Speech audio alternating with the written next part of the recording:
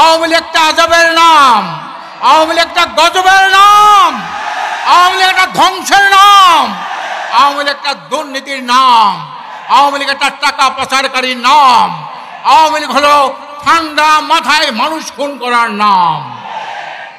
আওয়ামী দুঃশাসন থেকে মুক্তি পাওয়ার পর, আওয়ামী গণহত্যা থেকে জাতি মুক্তি পাওয়ার পর, আওয়ামী দুঃশাসন থেকে, আওয়ামী দুর্নীতি থেকে এই জাতি মুক্তি লাভের পরে আজকের আল্লাহর দরবারে জানাই লাখো শুকরিয়া।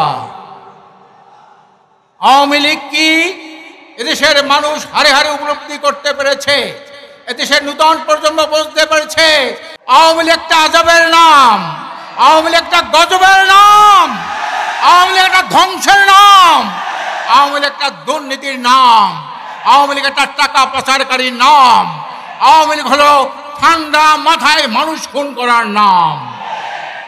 এই ওদের চরিত্র দেখে আজকের ওদের পতনের জন্য যেসব ছাত্র ভাইরা জীবন দিয়েছে, আহত হয়েছেন, পঙ্গু হয়েছেন, চোখ হারিয়েছেন, তাদের প্রতি আমরা তাদের নিহতদের রুহের মাগফিরাত কামনা করছি, আহতদের সুস্থ কামনা করছি। সংগ্রামী ভাইরা আমার, যেসব এই দ্বিতীয় স্বাধীনতা যুদ্ধে যেসব ভাইরা, ছাত্র ভাইরা, ছাত্র জনতা জীবন দিয়েছে, তাদেরকে আমরা স্যালুট জানাই। আজকের বর্তমান যে অন্তর্বর্তীকালীন সরকার রয়েছে, আমরা তাদেরকে আশ্বস্ত করতে চাই, আজকের দেশে, আজকের এই রাষ্ট্রকে মেরামত করে একটা কল্যাণ রাষ্ট্র প্রতিষ্ঠার পরিবেশ না হওয়া পর্যন্ত আপনারা নির্বাচন দেবেন না।